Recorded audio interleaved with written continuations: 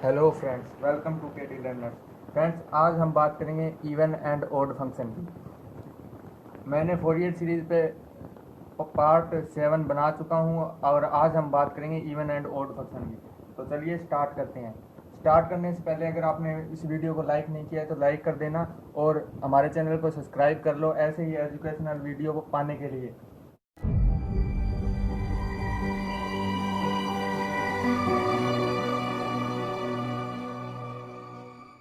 तो चलिए स्टार्ट करते हैं, देखते हैं। तो इवन फंक्शन, अब हम बात करते हैं इवन इवन फंक्शन। कोई भी फंक्शन इवन कब होगा? जब एफ ऑफ माइनस एक्स किसके इक्वल आएगा? एफ ऑफ एक्स के। ठीक है, तो अब इसे हम और अच्छी से एग्जांपल से समझते हैं। तो चलिए देखते हैं। जैसे हमारे पास कोई फंक्शन है कोस ऑफ एक्स, ठीक है। तो इसमें अगर मैं एक्स को रिप्लेस कर दूं माइनस एक्स से, तो जो हमारा आंसर आएगा वो क्या आएगा? कोस एक्स ही आएगा। तो इसका मत इट मीन्स ये फंक्शन क्या है? ये फंक्शन एक इवन फंक्शन है। ठीक है, तो इस तरह हम इवन फंक्शन को डिफाइन करते हैं। ठीक है, तो मैं आपको कुछ एग्जांपल बता देता हूँ इवन फंक्शन के। जैसे cos of x, secant of x और एक्स स्क्वायर, ऐसे बहुत से एग्जांपल आप उठा सकते हैं। ठीक है, तो अब हम बात करते हैं इवन फंक्शन के ग्राफ की। तो इवन फंक्शन का जो ग्राफ होता है वो वाई एक्सिस के सिमेट्रिकल होता है। ठीक है, तो देखते हैं हम ग्राफ। ये हमारी एक्स एक्सिस, ये हमारी और ये हमारा ओरिजिन, ये वाई एक्सिस। ठीक है, तो जो इवन फंक्शन का ग्राफ है वो इस तरह से होता है। ठीक है फ्रेंड्स, ये कौन से फंक्शन का ग्राफ है? इवन फंक्शन का। ठीक है, तो ये तो बात होगी इवन फंक्शन की। अब हम बात करते हैं ओड फंक्शन की। तो ओड फंक्शन में क्या होता है फ्रेंड्स? ओड फंक्शन जिसमें एफ ऑफ माइनस एक्स किसके इक्वल आ जाए? माइनस ऑफ एफ एक्स के।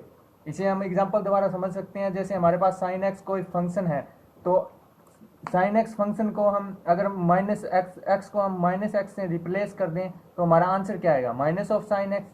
ठीक है, तो इट मीन्स ये क्या है? ये एक ओड फंक्शन है।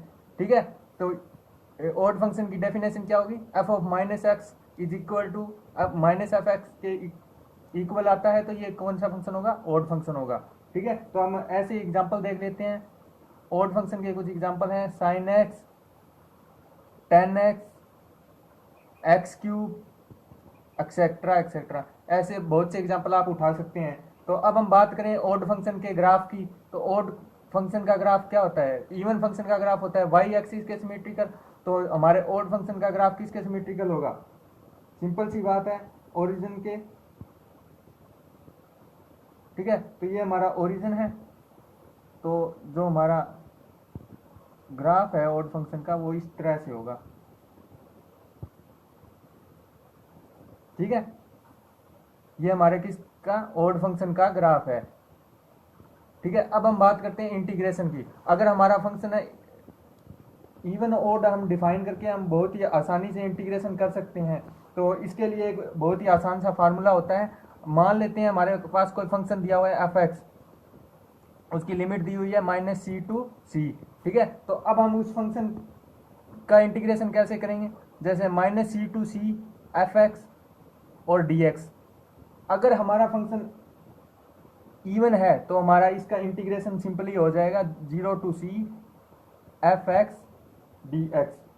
कब? जब हमारा फंक्शन इवन है। और अगर हमारा फंक्शन ओड है तो ये सिंपली हो जाएगा 0। कब? जब हमारा फंक्शन ओड है। तो इस फार्मूले में क्या दिया हुआ है? अगर हमारा फंक्शन यहाँ पे पुट करके देखेंगे माइनस एक्स। ठीक है, अगर माइनस एफ एक्स अगर माइनस ऑफ एफ एक्स के इक्वल आता है तो ये फंक्शन हमारा हो गया ओड। तो हम इसे क्या कर देंगे? ये सिंपली हो जाएगा इसका इंटीग्रेशन 0। और इसी तरह अगर हमारा माइनस एक्स किसके इक्वल आया? एफ एक्स के इक्वल आया, तो ये हमारा फंक्शन हो जाएगा ओड। और इसका इंटीग्रेशन होता है 2 of integration of 0 to C F x d x. ठीक है, ये हमारा इंटीग्रेशन सोल्व करने का तरीका होता है। ये फार्मूला है एक इवन ओड फंक्शन में। ठीक है, तो अब हम बात करते हैं पीरियोडिक फंक्शन की एक्सपेंशन। हम फोरियर सीरीज है उसकी फोरियर इवन ओड फंक्शन की हम फोरियर सीरीज कैसे निकालेंगे? तो हम किसकी बात कर रहे हैं? जो हमारा सेकंड टॉपिक आ गया, कौन सा? एक्सपेंशन ऑफ इवन और ओड पीरियोडिक फंक्शन। तो जो हमारा एफ एक्स था, यहाँ पे लिमिट क्या थी, -c to c, तो हम हमारी पीरियोडिक टेबल, सॉरी मैं इट मीन्स हमारे जो फोरियर सीरीज का वो फार्मूला था वो क्या था, F X is equal to A naught divide by 2 plus में n1 to infinity A N cos of n pi x divide by C plus में n1 to infinity B N sine n pi x divide by C. ठीक है, तो अब हम क्या करेंगे, जो हमारा ए नोड है वो किसके इक्वल आएगा, इस फोरियर सीरीज के इस फार्मूले में जो हमारा ए नोड है वो किसके इक्वल होगा, 1/c -c to c F x d x. ठीक है, और ए एन किसके इक्वल होगा, 1/c -c to c F x cos of n pi x divide by c d x. ठीक है, इसी तरह हमारा बी एन किसके इक्वल होगा, 1/c -c to c F x sine n pi x divide by c d x. ठीक है, तो अब हम क्या करेंगे, जो हमारा फंक्शन चेक करेंगे, फंक्शन हमारा क्या है, इवन है या ओड है, तो हम यहाँ ए नोड में चेक करें। अगर हमारा जो फंक्शन है केस फर्स्ट क्या बनेगा, हमारा जो केस फर्स्ट है वो क्या बनेगा, अगर हमारा फंक्शन जो ए नोड हमारा जो फंक्शन है ये इन सारे की value -c to c F x d x, इस सारे की वैल्यू अगर हमारी इवन है तो इसकी वैल्यू हमारा इंटीग्रेशन क्या होगा, 0 to c F x d x. ठीक है, तो ये फंक्शन हमारा इवन है, तो यहाँ पे देखो इस फंक्शन में यही फंक्शन सम्मिलित है, इससे मल्टीप्लाई किया हुआ है, इसे और अच्छे से समझते हैं। देखिए मैं आपको रिटर्न करके दिखाता हूँ, ये जो हमारा ए एन है उसमें देखो आप 1/c -c to c F x cos of n pi x divide by c into d x. ठीक है, तो अब इस फंक्शन में जो हमारा हमने ए नोड की वैल्यू निकाली थी, अगर हमारा फंक्शन इसकी वैल्यू इवन है तो हमारा क्या होगा, जो ये इवन है तो इसकी जो मल्टीप्लाई है कोस ऑफ n पाई एक्स के साथ वो भी क्या होगी, वो भी इवन होगी। इट मीन्स जो हमारा एफ एक्स की मल्टीप्लाई किससे करें हम, n pi x divide by C के साथ, सॉरी डिवाइड बाई सी के साथ हम मल्टीप्लाई करें तो ये फंक्शन हमारा क्या होगा, ये भी इवन होगा। तो ये सारा इवन है, तो ये हमारा जो फंक्शन है उसका इंटीग्रेशन क्या आएगा, 2/c 0 to c F x cos of n pi x divide by c into d x. ठीक है, तो ये तो हमारा हो गया इवन फंक्शन। ठीक है, अब हम बी एन की वैल्यू और निकाल लेते हैं, ये तो हमारा ए एन की वैल्यू होगी। अब बी एन की वैल्यू क्या होगी, इसी तरह हम बी एन की वैल्यू निकालेंगे, तो हमारे बी एन की वैल्यू क्या आएगी, 1/c -c to c F x sine of n pi x divide by C.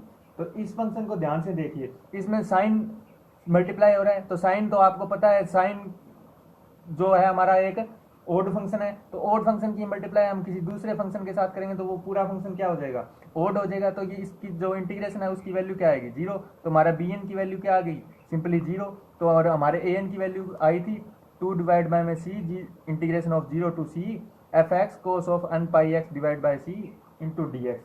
ठीक है, तो जो हमारा केस फर्स्ट है उसका रिजल्ट क्या निकला, तो अगर हमारा फंक्शन इवन होगा तो हम क्या क्या लेंगे फोरियर सीरीज में, एक्सपेंशन में क्या लेंगे, 0 to c ए नोड लेंगे हम, जो ए नोड है वो हमारा किसके इक्वल होगा, 2/c integration of 0 to c F x d x. ठीक है, और एक लेंगे हम ए एन। ठीक है, क्यों, क्योंकि जो हमारा बी एन है उसकी वैल्यू तो क्या हो गई, वो पहले ही 0 हो गई है। ठीक है, तो हमारा हम सिर्फ 2 वैल्यू लेंगे, ए नोट और ए एन की। ठीक है, अब हम बात करते हैं केस 2 की। केस 2 में क्या होगा, अगर हमारा फंक्शन ओड है, जैसे अगर हमारे ए नोट की वैल्यू आई है जो -c to c F x d x, अगर इसकी वैल्यू हमारी ओड है तो इसका इंटीग्रेशन क्या होगा, 0, सिंपली सी बात है। तो अगर हम इसको मल्टीप्लाई करेंगे ए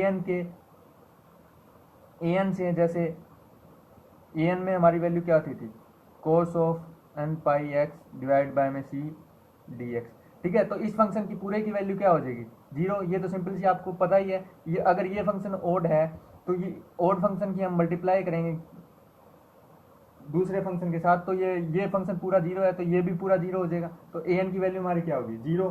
इसी तरह अब हम साइन की बात करें, बी एन में क्या होता है, साइन होता है, तो आपको पता है। तो बी एन की वैल्यू हमारी क्या होगी, 1 डिवाइड बाय में C minus C to C F x sine of N pi x divide by में सी इंटू में डी एक्स, ठीक है।